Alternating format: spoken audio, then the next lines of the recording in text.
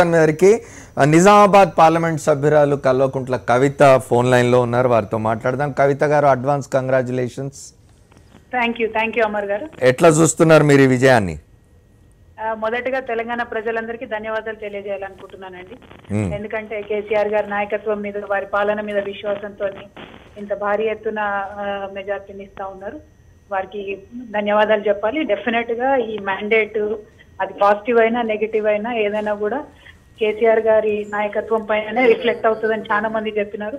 మేము కూడా మా పార్టీ నుండి అదే చెప్పినాం. ఇది డెఫినెట్ గా మాకు ఒక పరీక్ష లాంటిది. ఈ విజయంతో, ఈ మెజారిటీతో మాత్రం ప్రజలు కేసీఆర్ గారిని సపోర్ట్ చేస్తున్నారు, వారి మీద విశ్వాసం ఉంచారన్నది తేట తెల్లమవుతుంది. కానీ కవిత గారు ఒకటి చెప్పండి, ఇది తెలంగాణ రాష్ట్ర సమితి ప్రభుత్వం చేసిన అభివృద్ధి సంక్షేమం కంటే కూడా ప్రతిపక్షాలు పూర్తిగా బలహీనపడిపోవడం కారణంగా ఇట్లాంటి ల్యాండ్ స్లైడ్ విక్టరీ వస్తున్నది అనుకోవాలా? ప్రతిపక్షాలు బలహీనపడ్డారనడంలో సందేహం లేదు. ఎందుకంటే అది ముందు మనకు వచ్చినటువంటి మ్యాండేట్, జనరల్ ఎలక్షన్ లో వచ్చినటువంటి మ్యాండేట్ తర్వాతనే ప్రతిపక్షాలు ఎఫెక్టివ్ గా వాళ్ళ కౌంటర్ ఎక్కడ కూడా వినిపించలేకపోయినాయి. అంటే సహేతుకమైనటువంటి సలహాలు, సూచనలు, విమర్శలు కూడా చేయలేకపోయినాయి ప్రభుత్వానికి సంబంధించి. అయితే ఇప్పుడు ఇక్కడ ఈ ఎలక్షన్ లో మాత్రం మీరు చూసినారు ఎంత విపరీతంగా కేసీఆర్ గారి మీద పర్సనల్ స్థాయిలో సూచనల దగ్గర నుండి మొదలు పెడితే ప్రతి ఒక్కరు కూడా మాట్లాడడం జరిగింది.